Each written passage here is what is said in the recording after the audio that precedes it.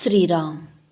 साधक हो, सध्या आपण श्री ब्रह्मचैतन्य गोंदवलेकर महाराज यांचे थोर शिष्य परमपूज्य श्री तात्यासाहेब केतकर यांच्या चरित्राचा आस्वाद घेत आहोत. तसेच रविवारी श्री महाराजांच्या काही भक्तांचे अनुभव ऐकणार आहोत. परमपूज्य श्री तात्यासाहेब केतकर यांच्या चरित्राचे संकलक तीर्थस्वरूप वा रा अंतरकर हे तीर्थस्वरूप रामचंद्र काशीनाथ मनोहर यांची परमपूज्य श्री तात्यासाहेबांच्या संबंधी आठवण सांगतात. श्री महाराजांनी मला आपला म्हटल्यानंतर माझी मुलेही त्यांच्याच छायेखाली आहेत अशी माझी खात्री आहे. मी रोज नाम घेत असताना मला त्यांच्या सूचना जाणवतात आणि त्यानुसार मी वागत असतो. माझे मन मला असे सांगते की जी गोष्ट माझ्या हिताची असेल ती ते योग्य वेळी करून घेतल्याशिवाय राहणार नाहीत. संकटांच्या प्रसंगी माझ्या पाठीशी राहून मला त्यांनी निभावून नेले आहे असा माझा रोकडा अनुभव आहे.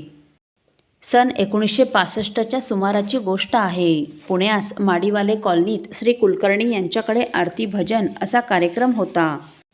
एका 10 बाय 10 फूटच्या खोलीत एक लहान टेबल एका भिंतीच्या मध्याजवळ होते, तर त्यावर रामाचा फोटो होता. फोटोसमोर 3 फुटांवर श्री तात्यासाहेब केतकर रामाकडे तोंड करून उभे होते. तात्यासाहेबांच्या मागे सुमारे 3 फूट व्यासाच्या वर्तुळात कोणीच माणूस नव्हते. मी मागे भिंतीपाशी उभा होतो. त्यांच्या आणि माझ्यामध्ये माझ्याकडे पाठ करून आणि डाव्या बगलेत गदा धरलेली हनुमंताची मूर्ती मला सारखी 30-35 मिनिटे दिसत होती. उंची 6.5 फूट, खांद्यात 2.5 फूट, सडसडीत बांधा, अंगावर फक्त कौपीन व डोक्यावर किरीट, अंगभर हिरवट पिवळे केस, टाळ्या संथपणे वाजवणे चालू. त्यांचा आवाज नव्हता पण कोपरांची हालचाल दिसे. दोन्ही घोट्यांच्या मागचे ताठ मजबूत स्नायू. ह्या सगट सर्व दृश्य त्या प्रसंगाची आठवण झाली की अजूनही डोळ्यांपुढे येते. मी कधी हनुमंताची उपासना केली नाही. सन 1954 पासून पोळ्याच्या गणपतीच्या प्रेरणेने थोडेसे व जमेल तसे रामनाम घेतो इतकेच.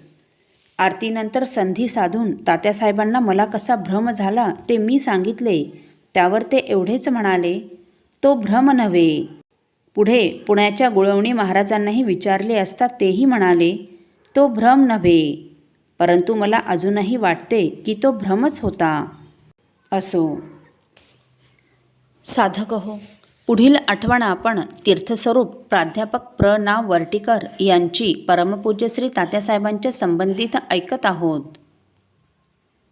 परमपूज्य तात्यासाहेब पुण्याला येत तेव्हा श्री गणपतराव दामले यांच्याकडेच बहुतेक उतरत व श्रींची भक्तमंडळी तेथे त्यांना भेटावयास येत. काही मंडळी त्यांना आपल्या घरी येण्याचा आग्रह करीत व श्री तात्यासाहेब कोणालाही शक्यतो नाही म्हणत नसत. आमच्या कुटुंबाचा व परमपूज्य तात्यासाहेबांचा परिचय जवळजवळ 1935 सालापासूनचा. आता जो प्रसंग लिहित आहे तो 1949 सालचा आहे. मी पुण्याला काही विचित्र मानसिक रोगाने आजारी होतो. प्रसंग गंभीर होता. घरातील मंडळींना काळजी वाटू लागली आणि डॉक्टरी उपाय सुरू केले. पण हे करताना मालाडला तात्यासाहेबांना कळवायचे राहून गेले. ह्या स्थितीत जवळजवळ महिना झाला आणि एक आश्चर्य घडले. एक दिवस संध्याकाळी तात्यासाहेब व आणखी एक गृहस्थ टांग्यातून अचानक आमच्या घरी आले. सर्वांना अत्यंत आनंद वाटला. परमपूज्य तात्यासाहेबांनी मला धीर देऊन उपदेश केला. त्याने खूप आधार वाटला व पुढे लवकरच मी पूर्ण बरा झालो. नंतर कळले की श्री तात्यासाहेब त्याच दिवशी दुपारी श्री दामले यांच्याकडे आले होते व चहा वगैरे घेतल्यानंतर लगेचच आम्हाला भेटावयास निघून आले होते. आपल्या आईला आपले दुःख निदान सांगावे लागते तरच कळते, पण इथे तर त्यांना काही कळविण्यापूर्वीच परमपूज्य तात्यासाहेब धीर देण्यासाठी धावून आले. आईच्या प्रेमापलीकडेही त्यांचे प्रेम होते यात संशय नाही. श्री महाराज म्हणत, माझ्यातले प्रेम काढून टाकले तर मी काहीच नाही. तीर्थरूप तात्यासाहेब हे त्याचे प्रत्यक्ष उदाहरण होते.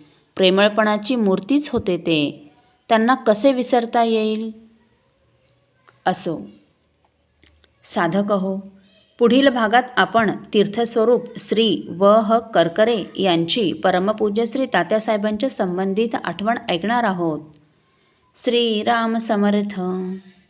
आपल्यातील कोणा श्रींच्या भक्तांना श्रींचे काही अनुभव आले असतील तर कृपया आपण मला ते 9422843253 अथवा सुनीलदादांच्या 9892608401 या व्हॉट्सअप नंबरवर कळवावेत अशी नम्र विनंती. श्रीराम समर्थ.